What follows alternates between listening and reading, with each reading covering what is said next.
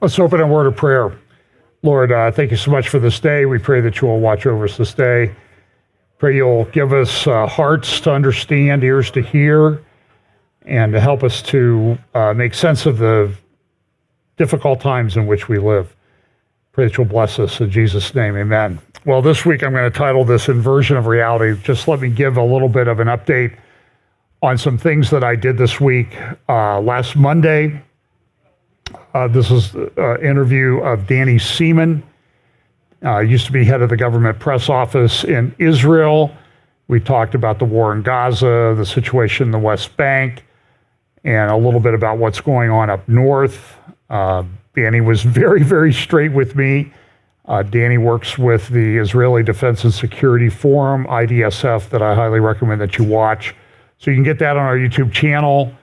I do a weekly update Q&A or just discussion with Tom Hughes on Tuesdays. I think it's going to be running live most Tuesdays at 2 p.m. Eastern, 11 p.m. Pacific. And I may have those times wrong. Maybe it's 2 p.m. Eastern. I think it's 2 p.m. Eastern now.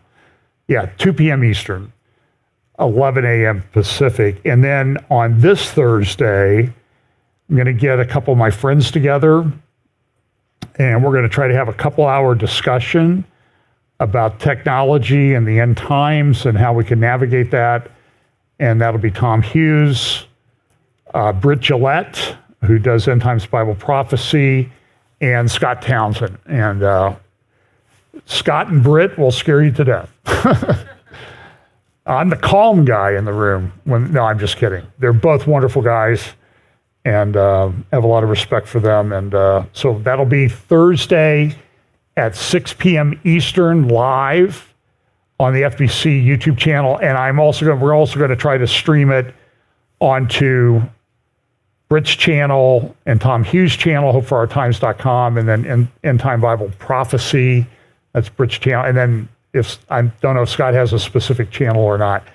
So that's going to be a couple hours. We thought that it would do that. And then in a few weeks, I'm going to sit and have a similar discussion with longtime friends, Mike Spalding, pastor of Calvary Chapel in Lima, and Carl Techribe from Canada.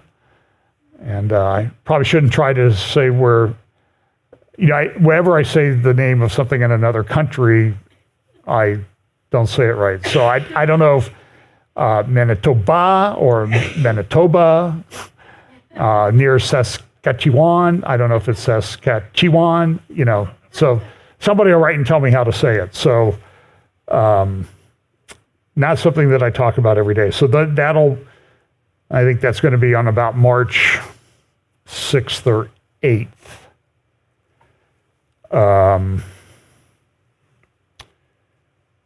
I should check, because now I think I have a conflict.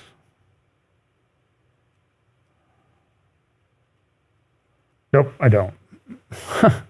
So we talk each week about these different signs of the times that we're looking at, how everything is converging, how as we get closer, we'll have a better understanding. So I'm going to refer you to Revelation chapter 6 rather than take time to read it, which talks about the 7 sealed judgments that are coming.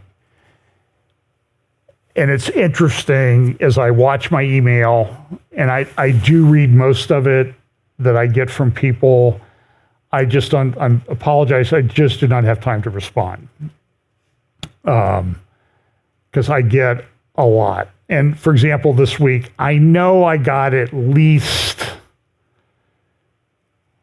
3 different views on how the seals unfold, and some that they're already unfolding. So the question is, just pay attention. Eventually we're going to have enough knowledge to say this is that which was prophesied. I personally think the seals unfold over time. The seal opens, and then the effects of the seal begin and grow and reach a crescendo, a peak at some point. And as I always say, so time is along the bottom, intensity is along the back wall, but this is not to scale. And we have this, as these seals are broken, we're going to get a better understanding, and then the trumpets and the bowl judgments. And again, I talk to people all the time and I get all this. Everybody's got a different view as to Revelation being chronological, Revelation being chiastic, which I won't even try to explain to you right now, which is a very interesting view and it has some merit to it. But it completely upends the way you look at Revelation, the interrelationship between the seals and the bowls. So let's talk about some of the things going on in the world, culture, what people are doing to us, not what, there's very little of what people are doing for us as we get closer to this period of time. So this is an interesting story. This person went in and shot up Joel Osteen's church, was killed in the altercation. And you've noticed I've tried not to use a pronoun for this person because I read a bunch of stories, I heard reports, and this is the thing is now when somebody does something, you can't tell whether it was a he or a she or an it. It's unbelievable. So I believe that this person was born male, claimed to be female. They found a pro-Hamas slogan on her gun, long rifle. He was shot, did I just say she? On his rifle. He was shot and killed. Had a child with him who got shot in the head, and I don't think there's a lot of hope for them. But so what I did was, and some other people on the internet pulled it out, so they did some good research. This person came from El Salvador. But look at what's on the police card, intake card at the Houston Police Department. Do you think they're woke? Escalante Moreno, Jeffrey. Sex, female, white, non-Hispanic. What? Right. Where was she born? El Salvador. He was an immigrant. So somebody went to the website, the GOP website, where you can look up whether people voted in the last election, and this immigrant voted in the last election for president in 2020. Now, was he naturalized citizen? There's no indication. Believe me, if he was, people would be saying it. Sometimes you have to look at things from silence. By the way, on the transgender issue, which this person claimed to be, this is in the Daily Mail Friday. Top Canadian surgeon unwittingly reveals truth about sex change operations. Unearthed video lifts the lid on ill-trained doctors, dying appendages, and dreaded complications. Really? And so I will, if I remember when I get home, I'll put the link to the Daily Mail article. But if you just type in the first few words, top Canadian surgeon and Daily Mail, you'll get in Google or DuckDuckGo or whatever search engine you use, it'll come up. And it links to videos, including, sometimes as I'm preparing these, I watch a lot of videos and I exercise mercy by not playing them to you. But it says here, the pink-haired Portland surgeon reveals the truth about sex change kids. So pink-haired guy, listen, I'm getting old. I don't get that. Okay? The bright green, pink, all that, it's just not, it's not in my wheelhouse.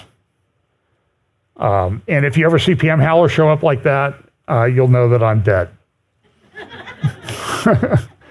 That would be a good sign that John's no longer with us, or I'm institutionalized or something. But it's about a 37-minute video, and you should go watch part of it. I would recommend that you do it to see these lunatics have graduated from medical school. And they work for major hospitals. But this doctor came out and he said, maybe we're going after the money too quickly on this because the stuff doesn't work. And this pink-haired doctor goes into detail about constructing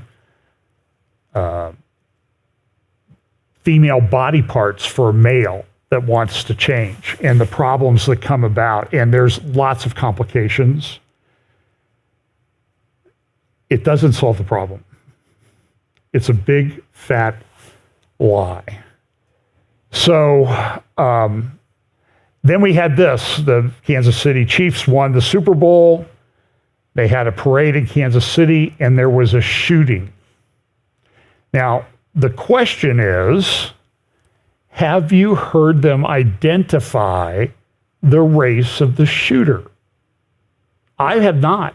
I've heard there are 2 teenagers in custody, that it was a personal dispute, it wasn't a terrorist act. And so on Bill Maher's program on Friday night, Ann Coulter and Van Jones, who used to be with CNN, were talking about the identity, the racial identity of the shooter, and here's how the discussion went. I mean, we don't know who did this shooting, by the way, the Super Bowl shooting. We have some idea. What? If it were a white man shooting, we'd know. Well, we don't know. But they haven't. That's how we know it's not a white man. I can tell you that much. Do you think they were pressing that reporting? They wouldn't tell us about the transgender woman that shot up the Christian school for like a year?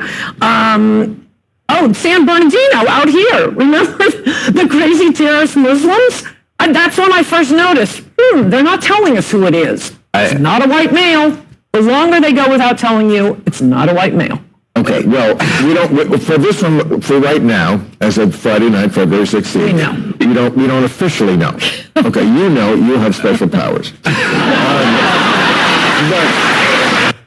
Well, and that special power is common sense and experience. And it's so funny because sometimes Bill Maher is very good at, once you get past the bad language and stuff, he's very anti-woke at times. But then there are times where he lives in LA, just can't help himself. And of course, Van Jones. So then Ann Coulter and Van Jones had a little discussion about the problem. Here you go. The media who do not care about blacks killing blacks. And this is the one time where I think, you always hear, pretty white girl, they'll cover that. No, the blacks killing blacks will not get covered by the media. That's a huge media problem, and you'll all laugh at me, but I'm going to say it because I'm right. Very right. Because of this Far right. is illegitimacy. All of these young men do not have fathers, and that is a huge, huge source of it. Anything that could be done to reduce the illegitimacy rate, particularly among the black community, it would be astronomical, the changes you'd see. Do you know, just one fact, if you take away the factor of illegitimacy, the difference in the black and the white crime rate disappears. It's an amazing fact. It would be an amazing fact if it were true, but look,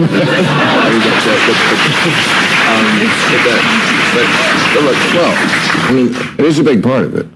Listen, I've got 2 very small children. I've got my eye on this problem a lot. I'm trying to raise, black kids here in Los Angeles. I'm not a part of the pro-crime lobby. So listen, look, I'm glad he's raising his kids. That's great, okay? But listen, if you can't acknowledge the problem, you are part of the problem. Have some stones, man.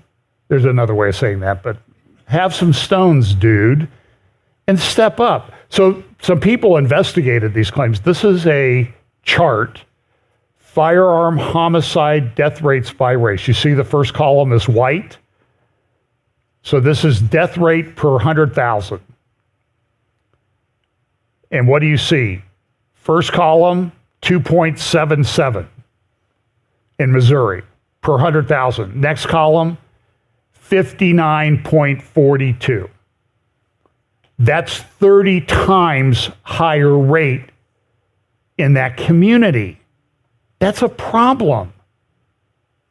And if you point that out, you're a racist. No, I don't want to see that happen.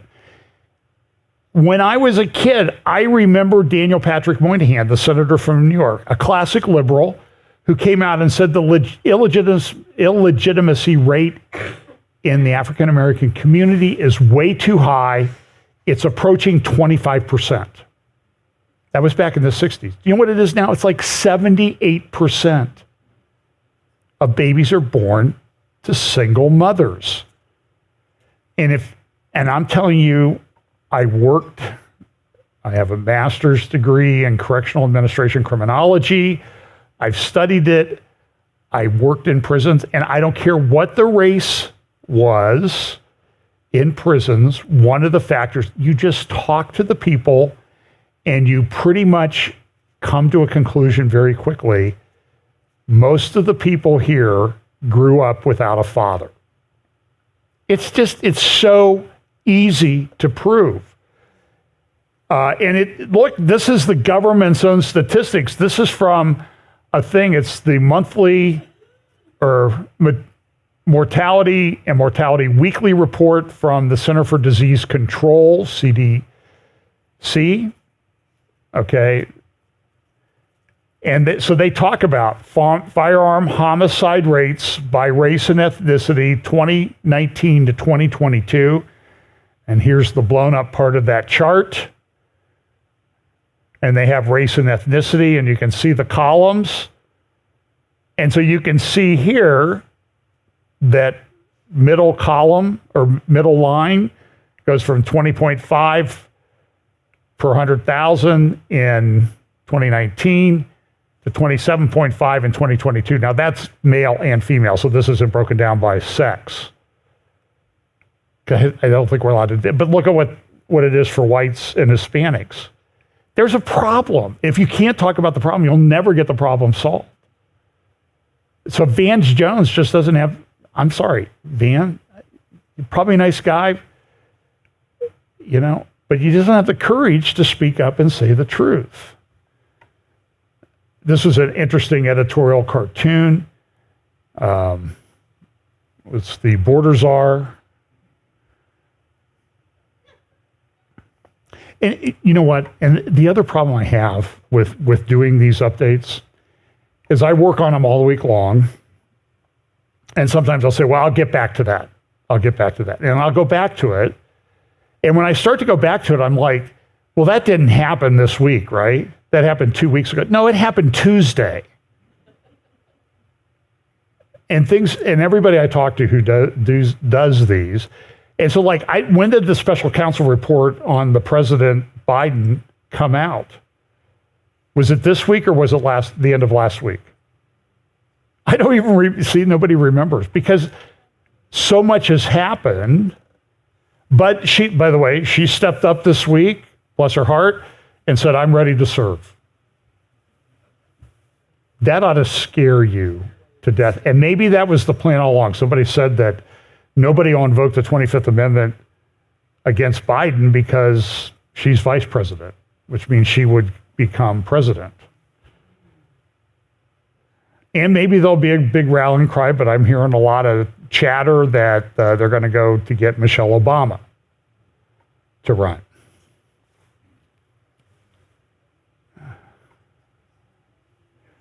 It's insane. There's a lot of things going on in the world of commercial real estate and property. This is just one article that China is now going through a big real estate bust. They're a very large economy. Their economy is approaching that of the United States and may pass the United States soon. But they're going through what the United States went through in 2008, and it's bad. It's very bad. But all the experts are looking at it and say, at best, they're halfway through it. There have been some major bankruptcies, companies going out of business. It's having an impact on the Chinese stock market. They've suspended trading in a bunch of stocks from time to time. And this article at Business Insider, you can go look it up, says, it's sort of similar to the US, but it's much worse. The commercial real estate issue is bad here in the United States. Property values are falling, but the banks have not yet priced that decline in commercial real estate values into their portfolios. And a lot of those loans are going to have to be refinanced this year if the property value is lower.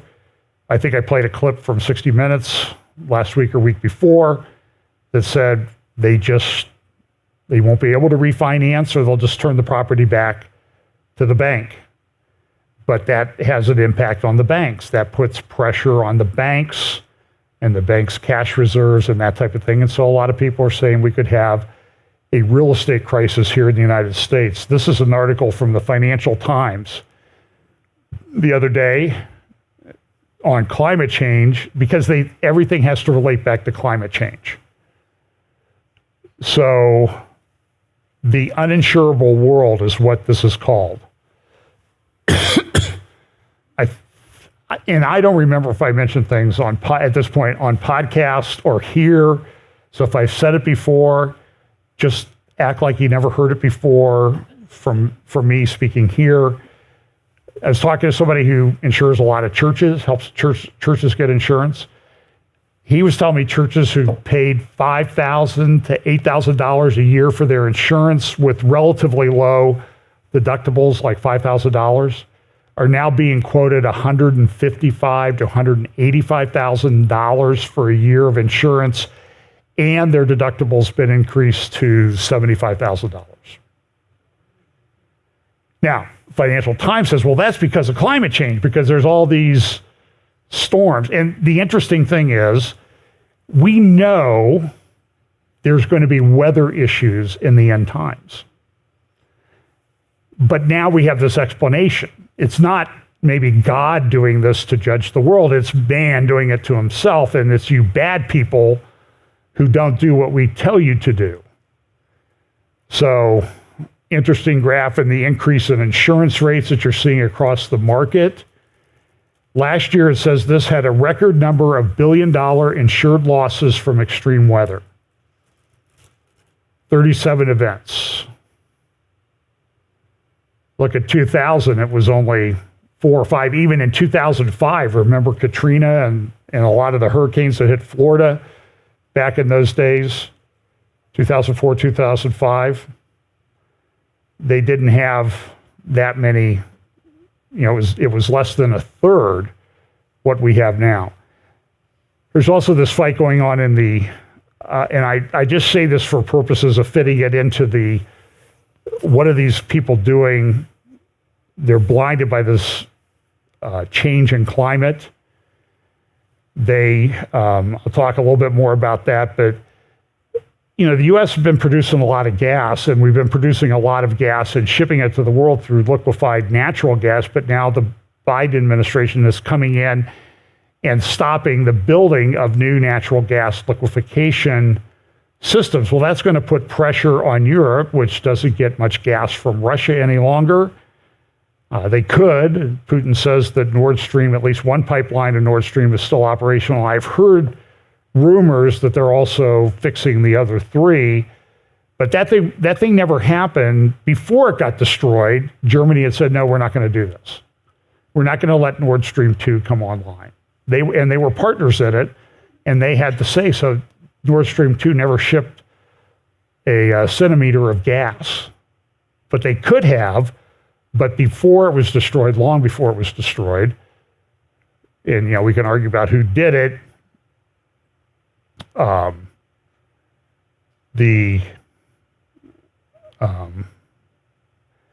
I think it was some people from the West that did it. Let's just put it that way. Although I could make the case from a legal standpoint that elements within the Russian business community could have done it to themselves. I know people say, oh, you're absolutely out of your mind. No, I'm not. I know how the documents read. I'm just saying is you can make the case for that, but all evidence does seem to indicate that it was the West. But so we're producing a lot of gas right now in the United States. Something's going on though. Gas has gone up like $1 over $1 a gallon for regular. I've got it for $2.03 a gallon a few weeks ago, and I saw this morning it's like $3.40 a gallon on the way to church for regular. But Shell is even predicting a rise in LNG demand of 50% by 2040. This is going to make the climate change people just their head explode. Now, I'm going to talk a little bit about AI. There was this meeting this week. Now, in 2023, this meeting in Dubai was called the World Government Summit. Apparently, they got a lot of grief over the title World Government. One world, we can't talk about a one world government, and I'm sure that's going to get tagged with some kind of warning on this video. And by the way, every video we put up now, they create a transcript of. So if you have trouble following on YouTube, if you're watching on YouTube, click on the CC button, and usually sometime Sunday or late Sunday or Monday, there will be closed captions. It's all done by voice recognition, artificial intelligence, that type of thing. The problem is, and I see this from a lot of friends, they're actually going back to old videos that have been okay and on your channel for years and saying, oh, you weren't allowed to say that. We're going to demonetize you for that video. And a lot of times, well, they don't tell you what they did, why they did it. Now, we don't monetize our channel. Sometimes there will be ads that appear, but that's because I use a video. And so to not get a copy, to sort of settle whether it's fair use or not, it's always fair use. They allow ads to be attached to our videos, and all the revenue that might be generated goes to the holder of the alleged copyright. So I've said the worst person in the world is Oprah. So I haven't played many of her clips for a long, I don't even know if she's doing anything anymore, except using her money unwisely to cause a lot of trouble. But so in 2003, the World Government Summit met. This year, they changed the name. In fact, I went back to archive.org. If you go to archive.org, if you grab the URL, the address, copy it from the address bar in your browser, go to archive.org and paste it in, it will show you every time that they saved that URL an image of the page. And so I went back to 2003 to February, and it was called the World Government Summit. Now today, it's called the World Governments Summit. Well, that'll fool them, right? Boy, I'm glad they did that. Yeah, World Government Summit. Yeah, I'm sure that they did not. So I've got a couple clips, and I'm only going to play them because we just had Davos. I don't think I played any clips of him. I'm going to play a clip of Klaus Schwab, who gave the keynote address at the World Government Summit. And understand, these guys, it's like a roving band of billionaire gypsies as they roam around the earth doing these conferences, saying the same thing. So here's Klaus, and you'll see at the beginning of this, who's sitting in the front row at the World Government Summit. He had just finished his interview of Vladimir Putin, and here we go. Now, we are speaking not just about the fourth industrial revolution. We are speaking about the transition of humankind into a new era, which is not just characterized by technological change. A new era where humankind will enjoy many more opportunities and possibilities. It's a transition. It's a transition from we first had the transition about 100 years ago from the agricultural society to the industrial society. But today, we speak about the transition into what I would call the intelligent age. And I did something maybe unusual. I took ChatGPT And I had a long discussion with ChatGPT, with my pot, if I may say so, to see how this new era will look like. I had about 20 pages of text, and I asked ChatGPT, Doesn't read them all, just relax. summarize the text and tell me now, based on our discussion, how will the new era, the intelligent era, look like? And I read you the text. Envisioning a future propelled by the technologies of the fourth industrial revolution, we see a new dawn of human civilization, one that harmonizes technology with the deepest needs and aspirations of humanity. This vision unfolds within a society where artificial intelligence, robotics, the Internet of the Things, 3D printing, genetic engineering, quantum computing become the foundations of our daily life, yet are guided by a profound respect for human values, creativity, and the natural world. Now, first of all, imagine if you had gone to speech class in college, which I had speech class in college 50 years ago this semester. And if I had gone and said, well, ChatGPT gave me the speech, Professor Fink, that was her name. It's probably my favorite class in college. Because I got to get up and speak, which I seem to like to do. But if I said that, she would say, well, I don't care what ChatGPT told you, you're getting an F. I expect you to think on your own. So here's Klaus Schwab, this really rich guy, in a room full of billionaires, and nobody says, hey, you fraud, do your own speech. You don't need artificial intelligence unless you don't have an idea. But the other interesting thing is if you listen to him, you can tell when he's talking about agricultural age and that type of thing, he's been listening to Yuval Harari a lot that he's had speak at Davos and otherwise. Here, I'm going to skip a couple of the clips. I'm going to play this one where he kind of says something that he said many years ago.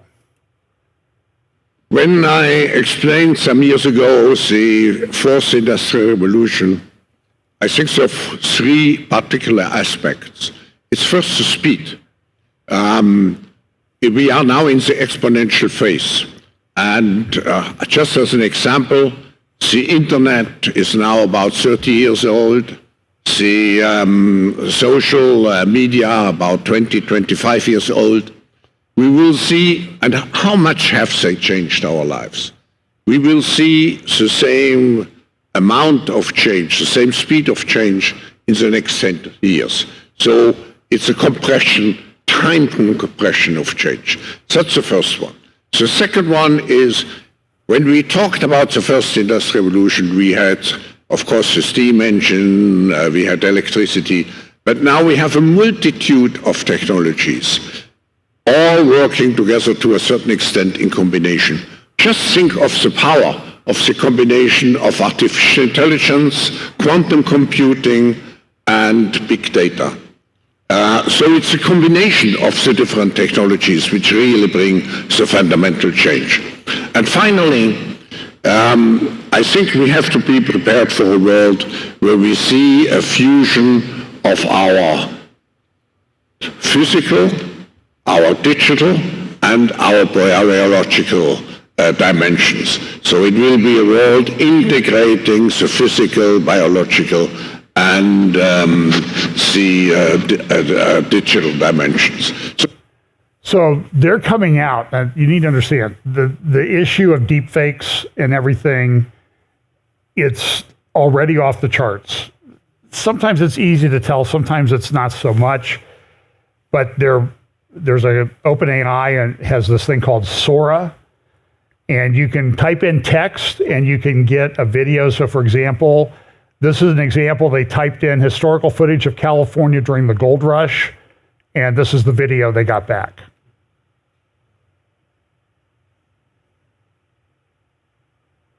So here's a little video. I don't think there's any sound on this. So they like a litter of golden retriever puppies playing in the snow.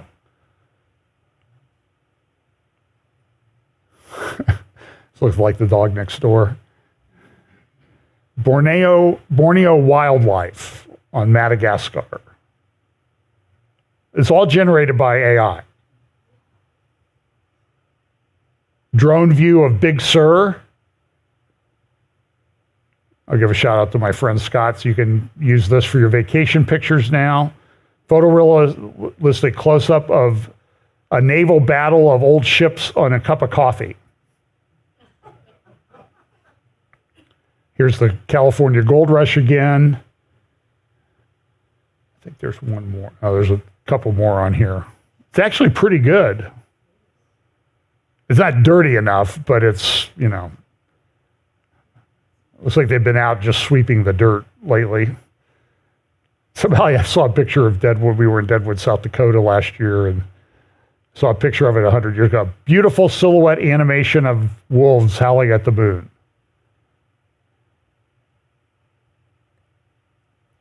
So I guess I should generate one with wolves in sheep's clothing misleading their congregation. So it's in a silhouette. Now, these videos can be very deceptive. So somebody posted this and said, oh, look at this video. Look at this like demon angel flying up into the sky. It does kind of look like that, right? Now, but very simple. So you got to be careful. So here's how you figure out. Flip it on its side, and this is what it looks like. It's a duck with a shadow in the pond. See? Oh, so it's not something that'll be. Now, this is interesting.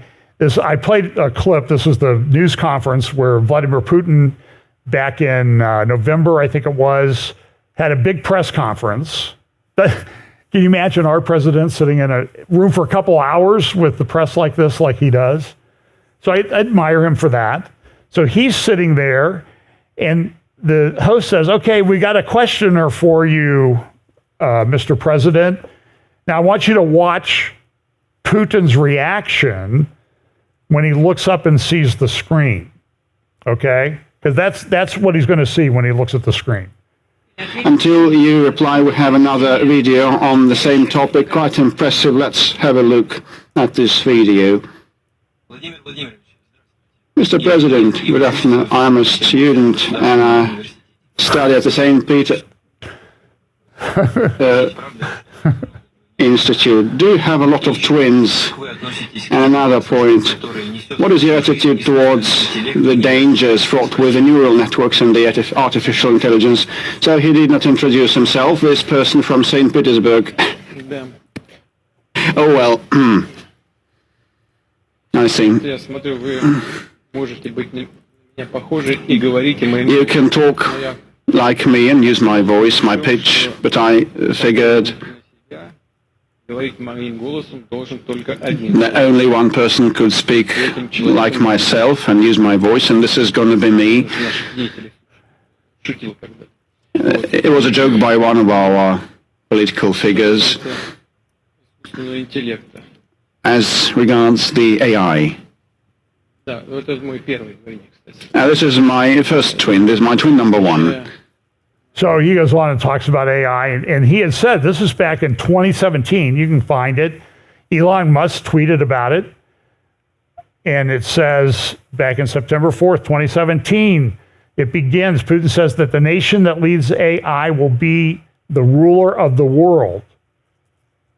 And he went on, I had another clip, I think I forgot to throw it in here, where he goes and he says, listen, we're trying to be the leader in AI in the world. So does he have big ambitions?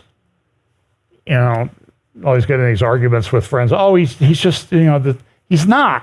He's the biggest crime boss on the planet. It seems like one of his political rivals, there was a video of him Thursday night, 43 years old, dead. And he's been poisoned before. So a video of him on Thursday, he was just fine, joking, laughing, and now he's dead. And this happens with some regularity among rivals to this guy. He also said in an interview this week, he said he didn't think Tucker did a very good, he wasn't that hard hitting like he expected, but that he would prefer Biden to be reelected because he's predictable. In other words, I can control him. Now, AI, this is kind of an interesting thing. Sam Altman of OpenAI is running around raising $7 trillion to build infrastructure. Power hungry, this is Financial Times. Tuesday, power hungry data centers add to strains on grids.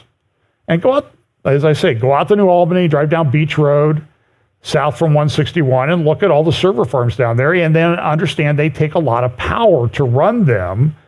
The Google server farm appears from the air to be 1/3 to 50% cooling towers. Microsoft is training AI to dig through the nuclear regulations on building nuclear power plants to short circuit the approval process so they can put small nuclear power plants with their server farms. So they have power. Now, by the way, I'm not against nuclear power. I think it would be great if we had more of it.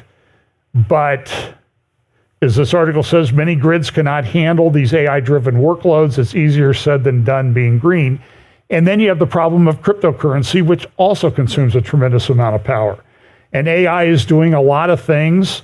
Killer robots, AI, robotics companies.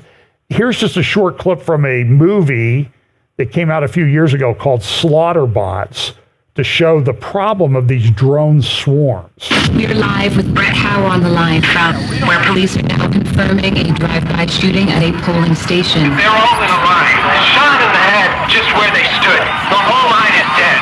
The line is dead? Looks like some voters had children with them. All spared, not even hurt. Brett, local PD are saying a suspicious device may have been discovered. Could this be Slaughterbots? No parts on the ground. I can see. I haven't heard any. So when you see these New Year's Eve shows like in Abu Dhabi or Dubai, where they have all these drone swarms making flags and silhouettes or images of people in the sky, understand that that all has a military application.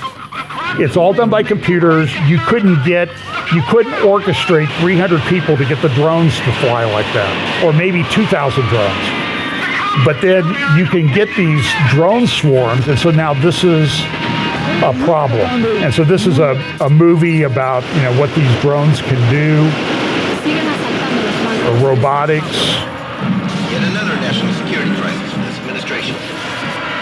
Everybody was dancing, and then suddenly we were... So that's a movie. You can get that on the eye. New AI deepfakes complicate 2024 votes. It is. It's going to be a problem. Big tech vows to fight bogus electoral AI content. Trump has expressed concern about this. So the Lincoln Project, which hates Trump with a passion, came out with this video. And you'll see at the beginning, it says, hey, Donald Trump, you say you've accused us of doing fake AI? Okay. Or AI-generated videos about you? Look at this one, Trump. Okay. Donnie, I always knew you'd blow it. You were always a fool, a joke, low rent. I bailed you out so many times. Your deals were all garbage. You couldn't even make money off a casino. I'm ashamed you have my name. That's an AI-generated video of Donald Trump's father castigating him. And again, we have these cases against Trump. His hush money case is going to go to trial. I think this is probably the weakest one. We have the thing that appears to be falling apart down in Georgia. I don't know whether it will. And we know it's okay to keep top secret documents in your garage, but supposedly not at your estate where they're under surveillance of the Secret Service. It's an insane world. this is, I think I heard this on Glenn Beck. So here's mention that AI is being used to go back and review people's emails, Twitter posts, YouTube videos, what you said to suppress their reach. So Glenn Beck said this week they did a documentary and it's been demonetized. And he goes, we spent money to put that together, but you don't like what we said, so now you're going to demonetize. And so Google will get to keep all the ad revenue money for themselves, like they need it, or these little companies and NGOs that have propped up, like this is a single person guy, single person entity called Center for Countering Digital Hate, counterhate.org is the website, and he's come up like, we've got to challenge them on the new climate denial. Well, what's the new climate denial? If you say, well, I think global warming is actually not bad for humanity. I think, Gary, I said to you, if I'm fighting for tea times in February in Ohio, I'm fine with global warming. Bring it on.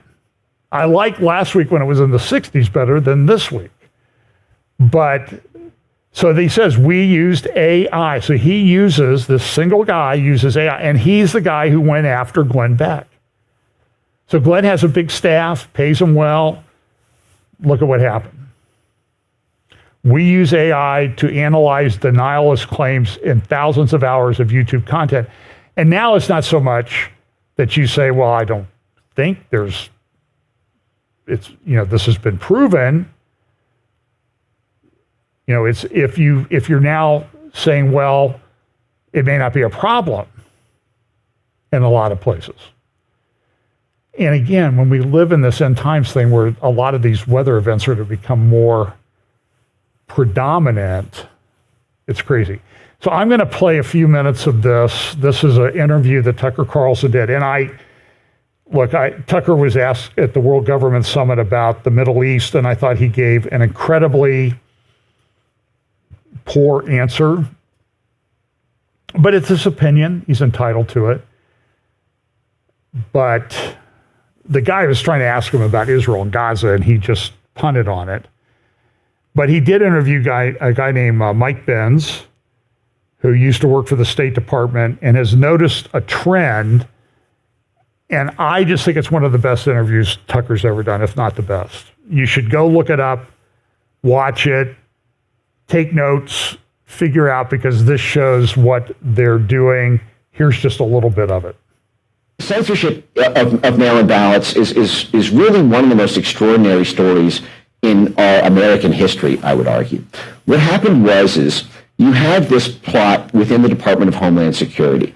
Now, this gets back to what we were talking about with the State Department's Global Engagement Center. You had this group within the Atlantic Council and the foreign policy establishment, which began arguing in 2017 for the need for a permanent domestic censorship government office to serve as a quarterback for what they called a whole-of-society counter-misinformation, counter-disinformation alliance. That just means censorship, the counter-mis-disinfo. But their whole society model explicitly proposed that we need every single asset within society to be mobilized in a whole-of-society effort to stop misinformation online. It was that much of an existential threat to democracy. And so but they fixated in 2017 that it had to be centered within the government because only the government would have the clout and the coercive threat powers and the perceived authority to be able to tell the social media companies what to do, to be able to summon a government-funded NGO swarm to create that media surround sound, to be able to arm an astroturfed army of fact-checkers, and to be able to liaise and connect all these different censorship industry actors into a cohesive, unified whole. And the Atlantic Council initially proposed with this blueprint called forward defense. It's not offense, it's forward defense, guys. They initially proposed that running this out of the State Department's Global Engagement Center because they had so many assets there who were so effective at censorship under Rick Stengelsteed and under the Obama administration. But they said, we're not going to be able to get away with that because we don't really have a national security predicate, and it's supposed to be foreign-facing. We can't really use that hook unless we have a sort of national security one. Then they contemplated parking at the CIA. And they said, well, actually, there's two reasons we can't do that. The CIA is foreign-facing. We can't really establish a counterintelligence threat to bring it home domestically. Also, we're going to need essentially tens of thousands of people involved in this operation, spanning this whole society model. You can't really run a clandestine operation that way. So they said, okay, well, what about the FBI? They said, well, the FBI would be great. It's domestic. But the problem is the FBI is supposed to be the intelligence arm of the Justice Department. And what we're dealing with here are not acts of law breaking. It's basically support for Trump, or if a left-wing populist had risen to power like Bernie Sanders or Jeremy Corbyn, I have no doubt they would have done in the UK. They would have done the same thing to him there. They targeted Jeremy Corbyn and other left-wing populist NATO-skeptical groups in Europe.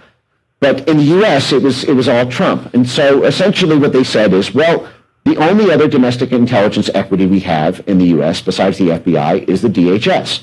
So we are going to essentially take the CIA's power to rig and bribe foreign media organizations, which is a power they've had since the day they were born in 1947, and we're going to combine that with the power, with the domestic jurisdiction of the FBI by putting it at DHS.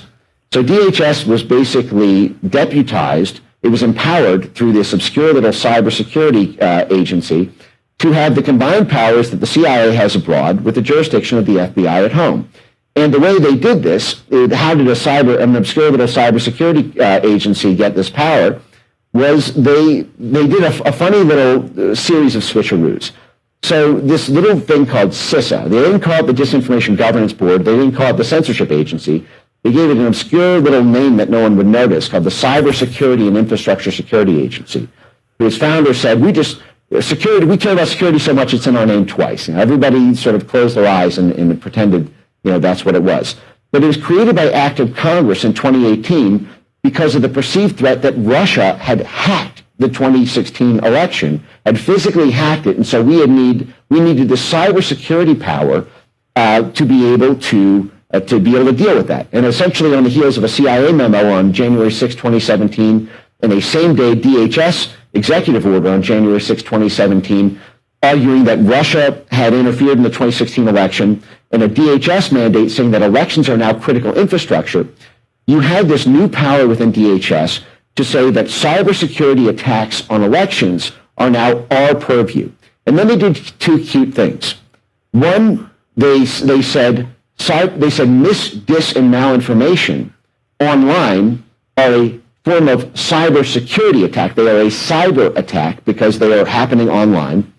And they said, well, actually, Russian disinformation is, we're actually protecting democracy and elections. We don't need a Russian predicate after Russiagate died.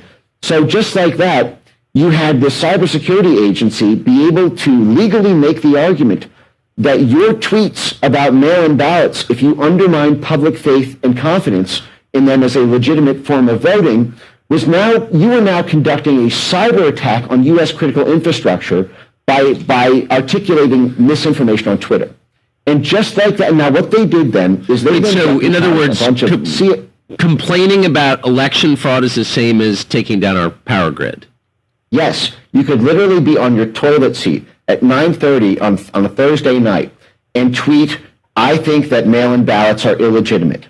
And you were essentially then caught up in the crosshairs of the Department of Homeland Security classifying you as conducting a cyber attack on U.S. critical infrastructure because you were doing misinformation online in the cyber realm, and misinformation is a cyber attack on democracy when it undermines public faith and confidence in our democratic elections and our democratic institutions. They would end up going far beyond that. They would actually define democratic institutions as being another thing that was a cyber security attack to undermine. And lo and behold, the mainstream media is considered a democratic institution. That would come later. So you want me to go on?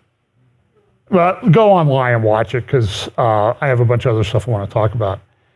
So they're watching this stuff. And so what you see, so you can transfer this over to Israel. So look, I have dear friends who disagree with me. They think I'm a lunatic on this. But the democratically elected Knesset in Israel exercised their authority to enact some judicial reform. They had a meltdown about that. But do you see that the narrative here, the democratically elected thing is against democracy because it was against their institution that they lionized the Supreme Court that really is not accountable to anybody except other lawyers that are in the chain to come on the Supreme Court. So it's an attack not on the democracy, it's an attack on our institutions where we work.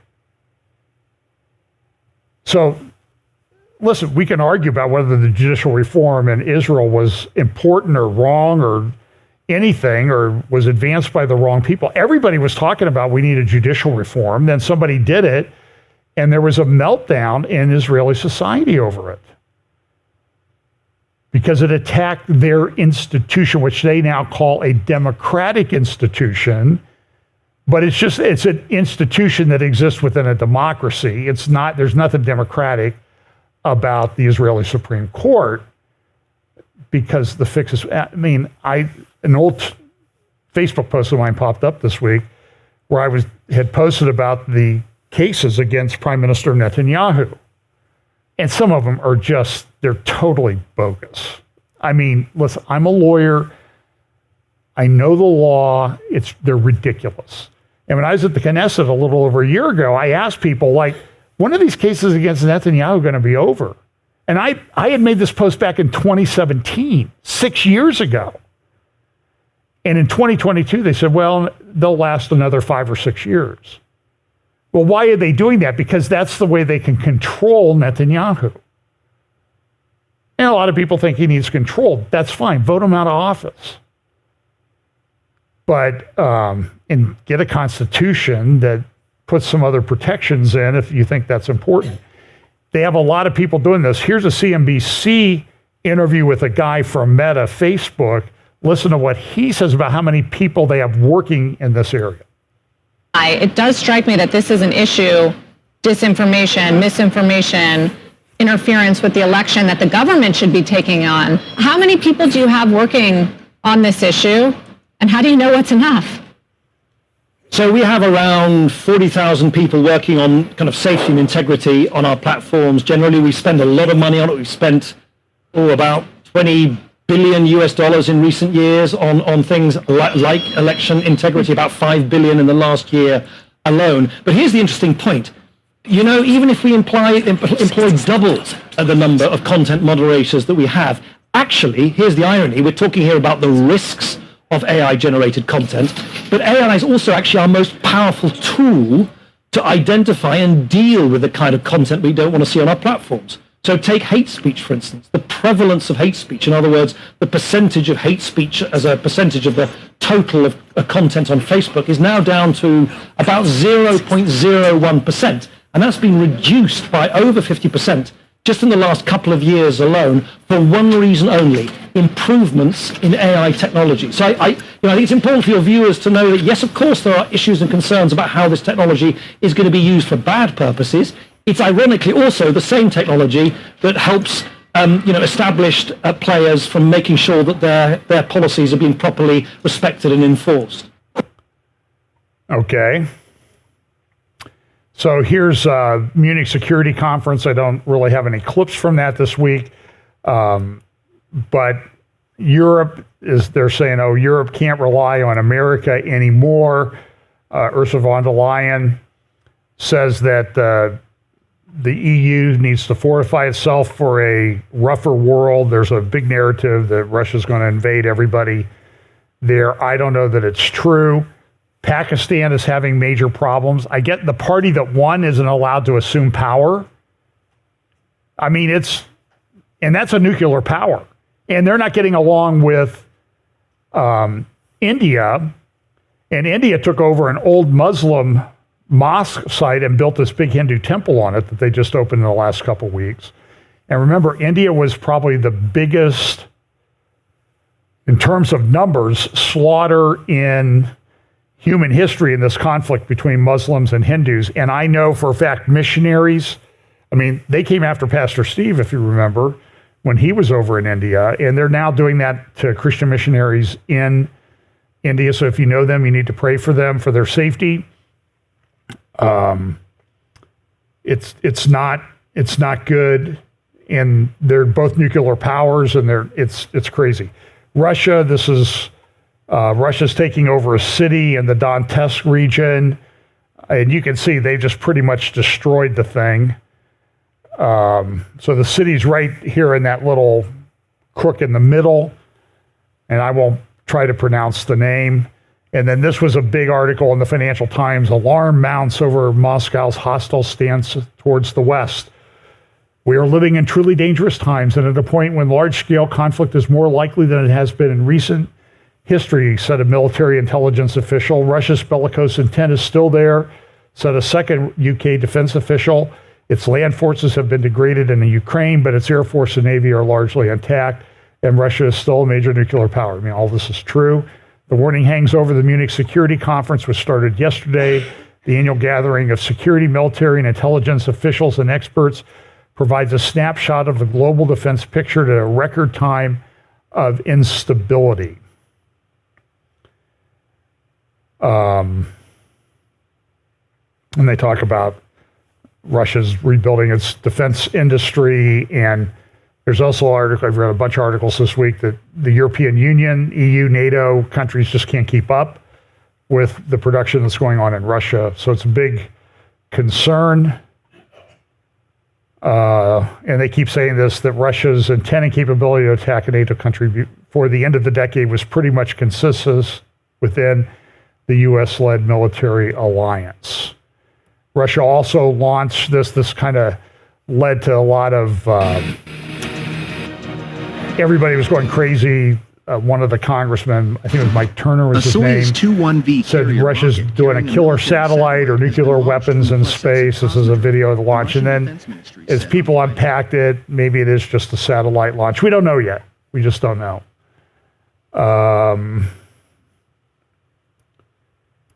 So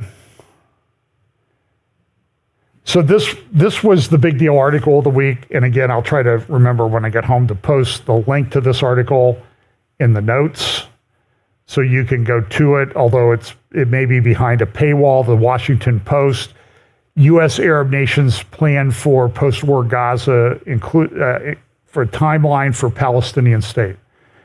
There's talk that we're going to produce they're going to make Israel, or they're going to declare the existence of a Palestinian state with leadership sometime this summer. Also, in the same issue of the Washington Post, they had this article, How Trump Advanced Arab-Israeli Peace but Fueled Palestinian Rage, by having Israel and Arab countries enter into the Abraham Accords. And how did he do that? Why did it fuel Palestinian rage? Because he just said, we ignored them. We've tried with these guys for years. They don't want to do anything. But I played a little bit of this clip last week with this spokesperson for one of the Hamas Al-Qassam brigades. And in his talk on television, he said this: we look back 100 days. This is why he's saying, this is why one of the reasons we did this on October 7th.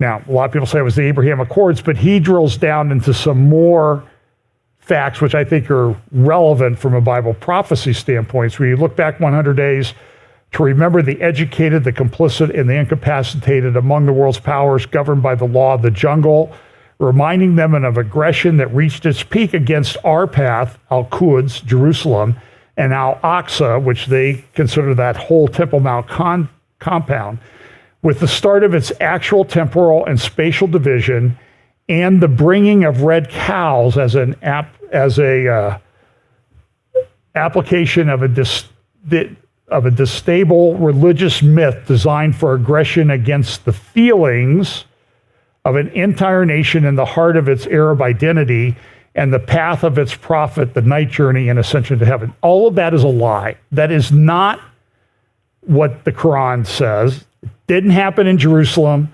A lot of people have said this, Arab publications, Saudi publications, but the narrative is that's why they have to do this, to get the conflict on the Temple Mount with the Jews. And by the way, that's a picture of a red heifer. You can read about that in the book of Numbers. There is talk that the red heifer may be sacrificed around Passover this year. Doesn't have to be a temple. It would be used to purify the temple and the area of the temple.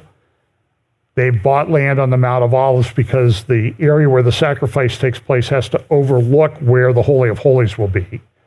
So they have the Mount of Olives. They have the plot of land, and they have a number of red heifers, apparently, that are ready to go. They're old enough. They came, I think, in large part from around Rockwall, Texas, where I spoke at a conference this past year. And by the way, that article appeared in the New Yorker magazine about the red heifers. Forcing the End was the title of the article. It was published in December 1988. So it's been around a while.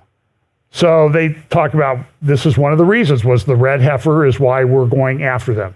So back to this article, the Biden administration and a small group, this is from the Washington Post, of Middle East partners are rushing to complete a detailed, comprehensive plan for long-term peace between Israel and Palestinians, including a firm timeline for the establishment of a Palestinian state that could be announced as early as the next several weeks. The urgency of the effort is tied directly to a proposed pause in the fighting and release of the hostages held in Gaza by Hamas that is being negotiated by the United States, Qatar, and Egypt. An initial ceasefire, projected to be at least 6 weeks, would provide time to make the plan public, recruit additional support, and take the initial steps towards its implementation, including the formation of an interim Palestinian government, according to U.S. and Arab officials.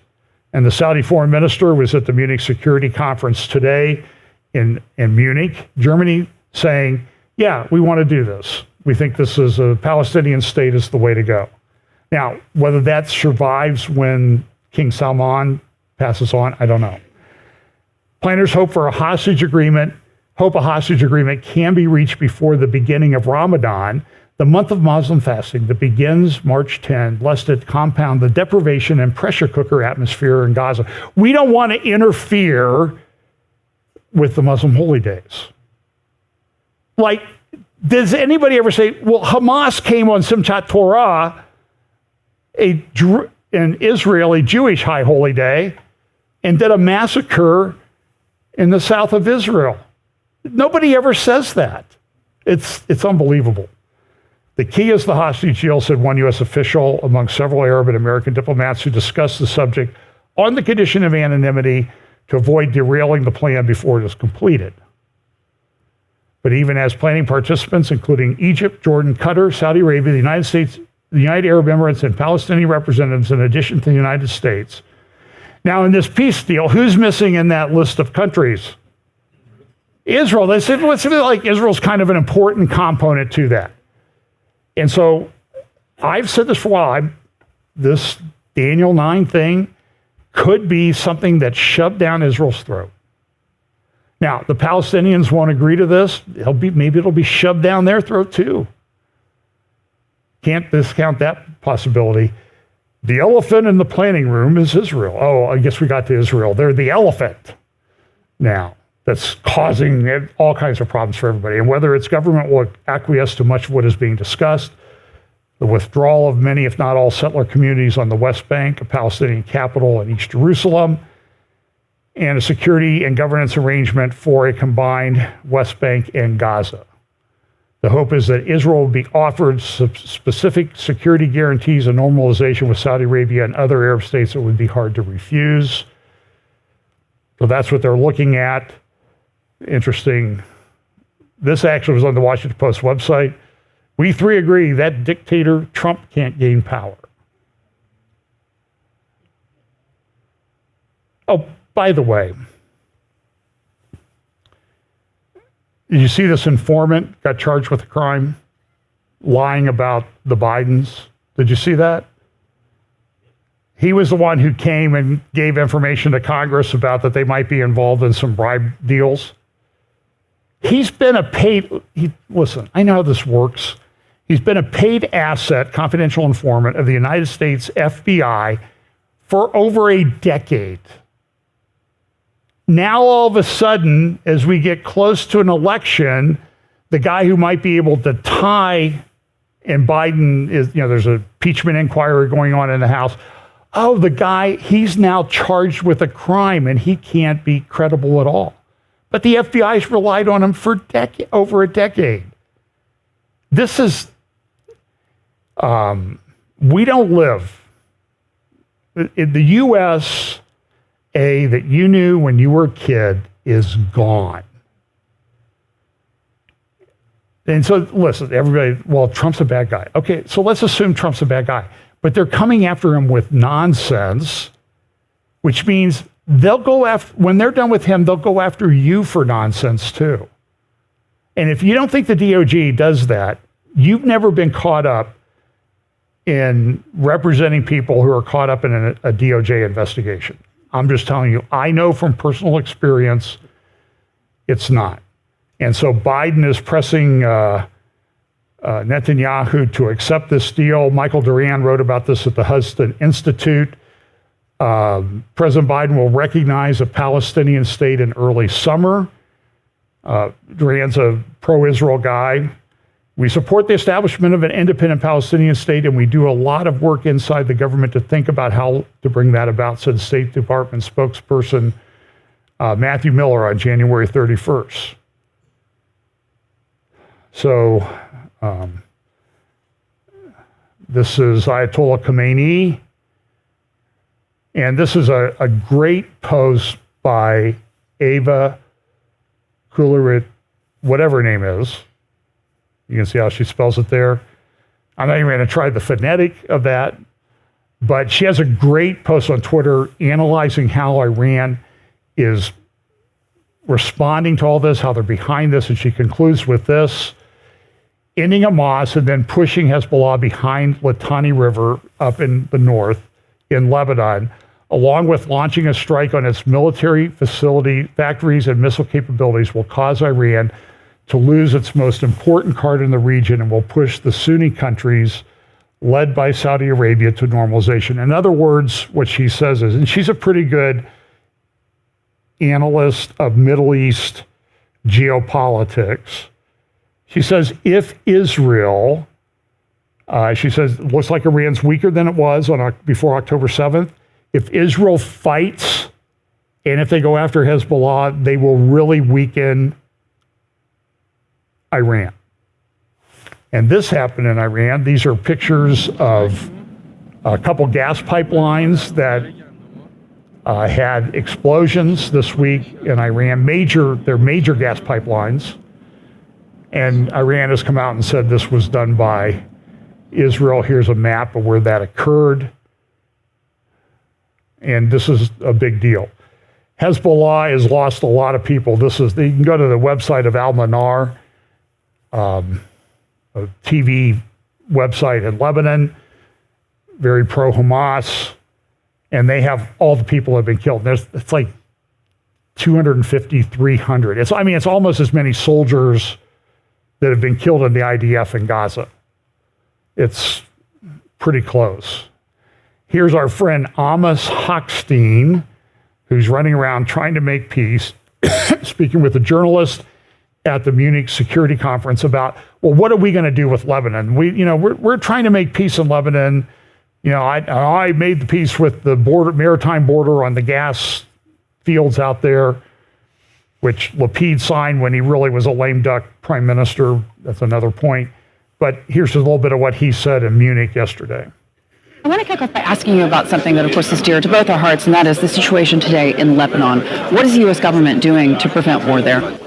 Well, what we've been trying to do, Hadley, is to make sure that we can contain the fighting to the lowest level possible and to work on solutions that are lasting solutions that can bring a cessation of the hostilities. Obviously, there's a tie-in to what's happening in Gaza. I've been to Lebanon on a couple of occasions recently and to Israel just a few days ago. President Biden has been clear that what we want to see is a cessation of hostilities, an ability for people of Lebanon to return to their homes in the south. There are over 100,000 people who are displaced, and Israelis to be able to return to their homes in the north of Israel on the border. But they have to be able to return not just because there's a ceasefire, but because there are conditions in place that guarantee the security. And I think that conditions have changed after October 7th. The requirements of what counts for security is not the same as it was on October 6th. And therefore, we have to have a more comprehensive... Okay, I don't particularly care for him. So Israel's now attacking Lebanon, Washington Post. They're hitting major sites in southern Lebanon. Here's front page of the Al Akhbar newspaper yesterday. And they're talking about, we're going to withdraw to within 10 kilometers. The proposal from Hochstein is they'll withdraw to within 10 miles of the border. That's 10 kilometers. That's 6 miles. And Nasrallah gave a speech. And in his speech, what he said was, listen, what we're going to do is we're going to take revenge on Israel. They killed some of our people the other day, a mother and a couple kids in a strike in Lebanon. We're going to take blood revenge on that. And then they also said, listen, we're going to, if you think it's bad in Israel right now, so in Lebanon, they've had about 100,000 people had to evacuate the southern part of Lebanon. In Israel, they've had about 100,000 people evacuate the northern part of Israel. And Nasrallah says, listen, you push us, we'll make it 2 million people in the north will have to evacuate. You're talking like all the way down to Haifa or more. And we're going to do it. And so that's what he says. Good article at Foreign Affairs, even though I'm not a big fan of them. Russia's dangerous new friends. Russia's long been a supporter of the PLO. In fact, they're the ones who came up with the Palestinian term back in the 60s. And you can take, what do they say? You can take the guy out of the KGB, but you can't get the KGB out of the guy, and Putin was a KGB agent.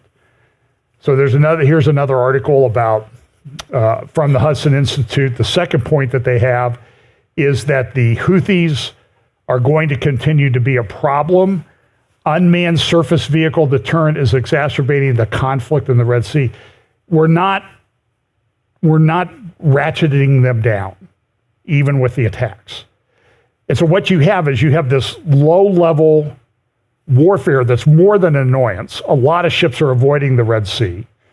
They're tracking and tagging every ship that's bound for Israel in any fashion from going into the Red Sea, which means if they're coming from China, they have to go all the way around Africa, all the way through the Mediterranean.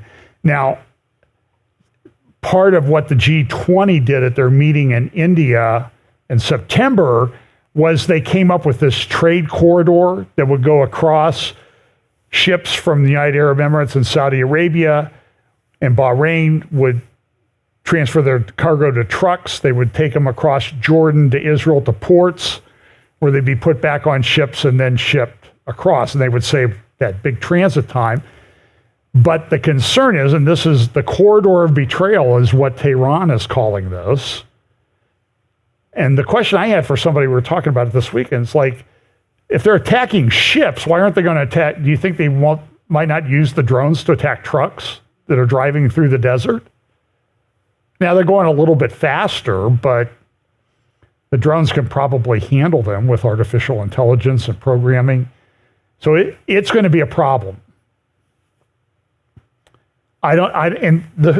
Yemen is very poor. They're getting money from Iran.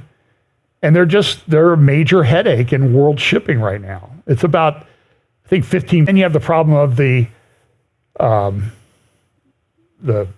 Straits of Hormuz that Iran can shut down. Here's from Financial Times, ships are shutting down. This is a tweet, an article about Iran has a ship, a container ship, that has these containers that hide missile launchers. This has been talked about by the guys at Center for Security Policy, Frank Gaffney and others, for a long time. I think they're called Project K or K Club containers, and they will do that. And so, I mean, you can see this is how they're launching them from these containers. And how many of these have made it through into our country and have been distributed? We don't know. I mean, we don't know who's coming across the border. Hezbollah missiles ready to hit as far as Eilat. Again, some headlines from the Tehran Times. Endless Hamas. No foreign dictates on Palestinians. And in the interview with, now this third point in this article at the Hudson Institute is that Biden's doing this because he's afraid of losing Michigan in the election. Well, the people who are making decisions are afraid of losing Michigan in the election. I don't know that it's Biden at this point.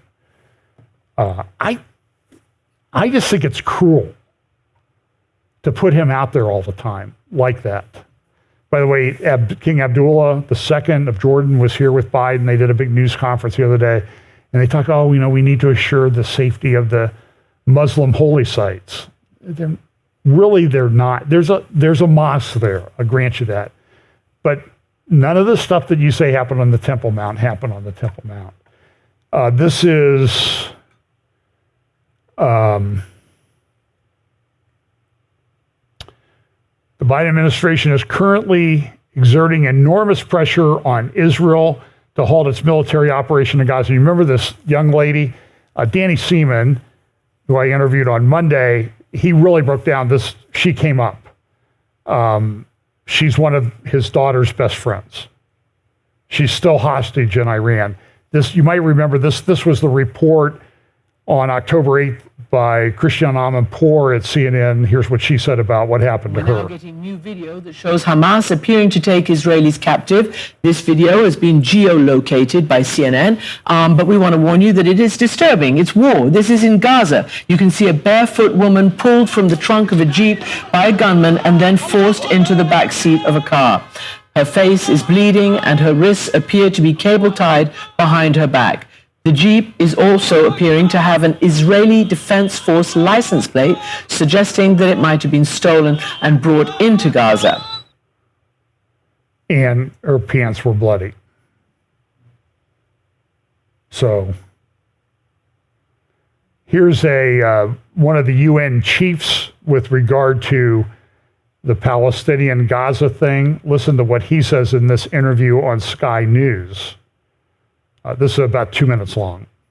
You've talked about being a mediator, and you've mediated with so many different factions and groups, terrorist organizations over the years that have come to the negotiating table. In terms of Israel's plan to eliminate Hamas and have them never be part of any future negotiation when it comes to Gaza, do you think that's realistic? I think it's very difficult. And as you say, I've worked with many different terrorist and insurgent groups. Hamas is not a terrorist group for us, of course, as you know. It's a political movement. But I think it's very difficult to dislodge these groups without a negotiated solution, which includes their aspirations. I cannot think of an example offhand of a place where a victory through warfare has succeeded against a well-entrenched group, terrorist or otherwise. But given the track that Israel is going, the path that Israel is going down, and it has said that without total victory, without the elimination of Hamas, there is no moving forward, there is no day after. How do you think they would stomach something like that? I think it's very difficult. I have seen the compilation videos of what happened on that awful day of October 7th. I've seen the horrors of what happened to Israelis on that day. I have met hostage families. I have total understanding, I believe, of the trauma that's caused Israel, and it's widespread in Israel, and I'm not surprised. It's a shocker. But I would add that if you want to have safety and security with people who are going to inevitably continue to be your neighbor in some form or another, you're going to have to create a relationship based on some shared values. And Hamas is not a terrorist organization. Here's President Herzog of Israel speaking at the Munich Security Conference. He holds up a book that was found in Gaza by the IDF. This book was written by Dr. Mahmoud al-Zahar. Dr. Mahmoud al-Zahar is one of the founders of Hamas. He's a well-known Hamas leader and a political figure of Hamas. And the book mainly hails the fact that, first of all, we should not recognize the fact that there are Jews and Jewish people, but most predominantly it hails the Holocaust. It hails what the Nazis have done and calls for nation to follow what the Nazis have done. Now we're in Munich. In the outskirts of Munich, there's the Dachau concentration camp. Tens of thousands of our nation, of Jews, were slaughtered in Dachau. And that's the problem, meaning we have to have a coalition of all of the moderate forces in the world fighting this ideology. And the moderate forces in the world include many Sunni countries too, because they will be attacked by the same jihadists as well. So this is the front page of Israel Hayom this morning, which says that this is what they're reporting. I don't think this is correct, but the plan for the breakthrough against Saudi Arabia, Prime Minister Netanyahu is considering actually coming to terms with the American recognition of a Palestinian state in exchange for historic relations with Riyadh. I don't know that that's true. This was released. There's a cabinet meeting in Israel this morning, and they just flat out rejected recognition of a Palestinian state. We're not going to make peace with them at this time. So this is this great relief map that kind of shows you Israel. You see Gaza here at the bottom in Egypt, the Syria and Lebanon in the north. The tall peak there is Mount Hermon. Now this is just Israeli land. You see a little bit of Jordan there on the other side of the Dead Sea. And so this is the problem is there's this coastal plain, and this coastal plain at some points is only 14 kilometers wide. So 8 miles wide.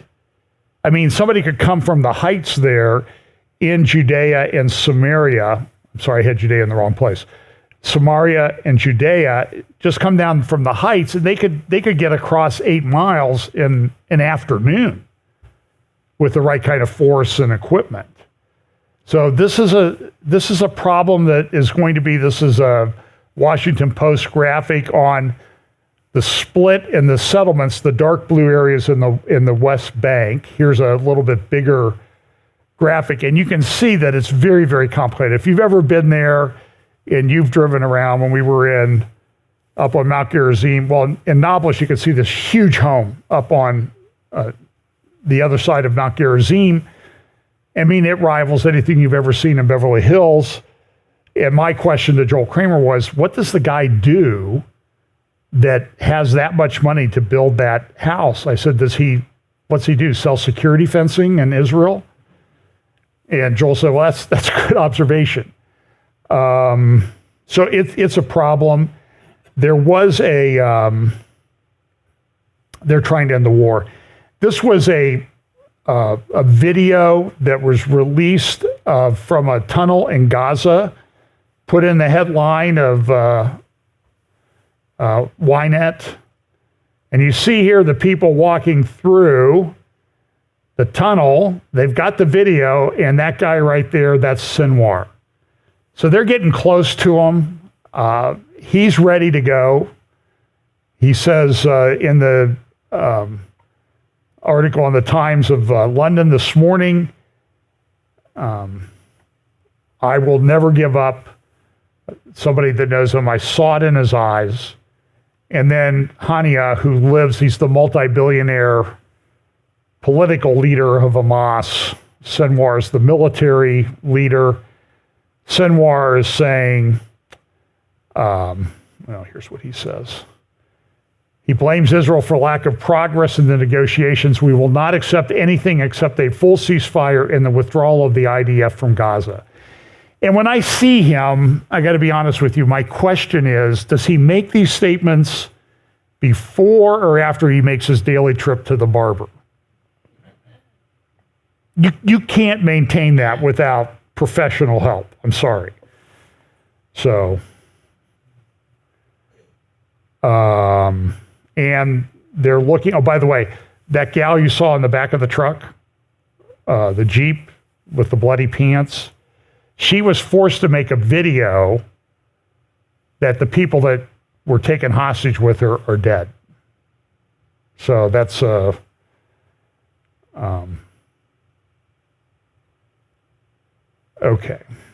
So what's this? Okay, last thing. Big article about Israel or Egypt is building a walled enclosure on the border with Hamas. So you see this, there's this fortified camp that has suddenly appeared, but it's actually on the Egyptian side of the border. So, and it's about 8 square miles.